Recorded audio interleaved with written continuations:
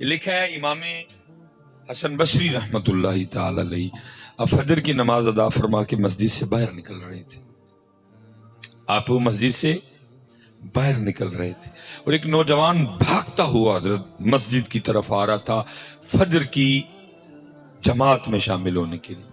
امام صاحب اور وہ آپس میں دروازے پہ ملے حضرت. اب امام صاحب کا دروازے پہ ملنا اس بات کی دلیل ہے کہ فجر کی جماعت ہو گئی ہے، لیکن اسے پھر بھی نہیں رہا گیا حضرت. امام صاحب سے عرض کرتا ہے حضرت جماعت ہو گئی؟ فرمایا وہ تو کب کی ہو گئی. وہ جماعت رہ جانے کے دکھ میں نا اس کے اندر سے ایک آہ نکلی. انہوں نے کہا ہائے آج میری فجر کی جماعت رہے گی، یہ ہماری دولت تھی حضرت، چھن گئی ہم سے. جماعت تو چھوڑو حضرت، نماز رہ جائے تو کسی کی آہ نہیں نکلتی حضرت. جماعت تو گئی دور، نماز رہ جائے تو آہ نہیں نکلتی. کسی کو اتنی سی تکلیف نہیں ہوتی کہ ہماری نماز رہ گئی.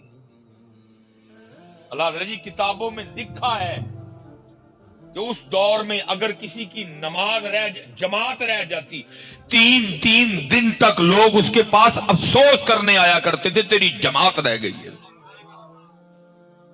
اس وقت اسلام اس قدر مضبوط تھا، فکریں اتنی مضبوط تھی، جماعت رہ جاتی نا افسوس کرنے آتے تھے لوگ کہ تیری جماعت رہ گئی.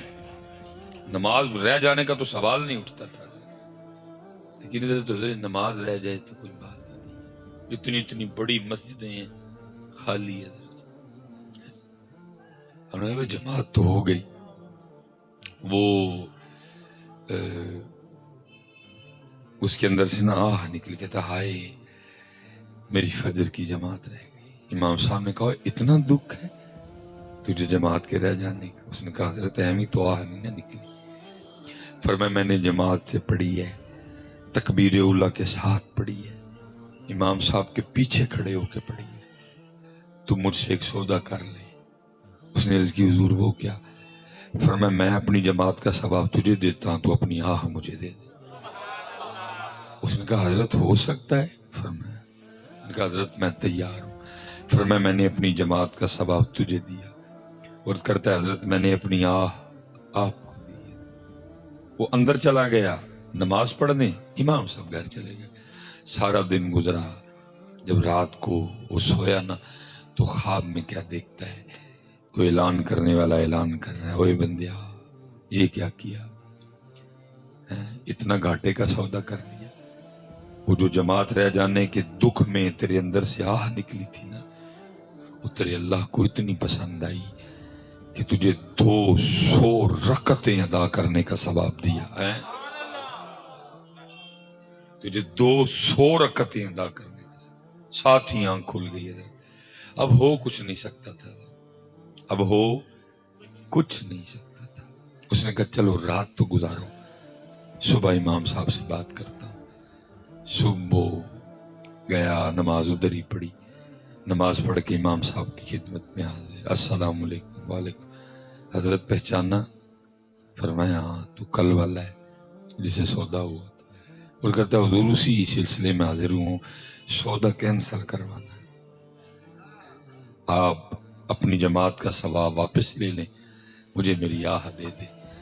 آپ نے آگے سے فرمایا اور چلے آ، خواب صرف تو ہی نہیں ویکھیا ہے میں بھی ویکھیا ہے.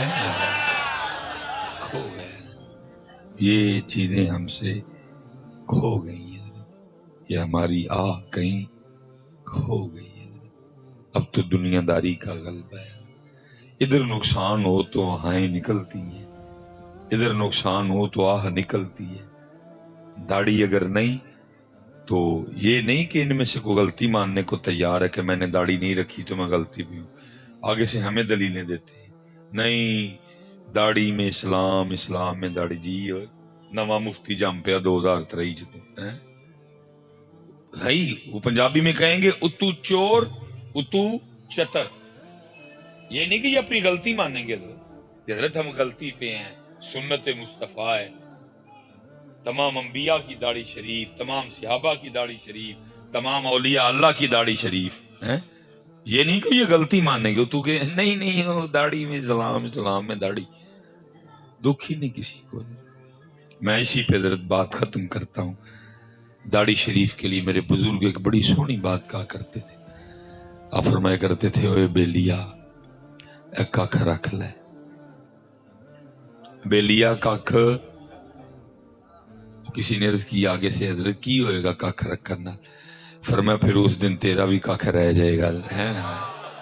اس لیے پتر میں سب کو گزارش کروں گا عمل کی طرف آؤ.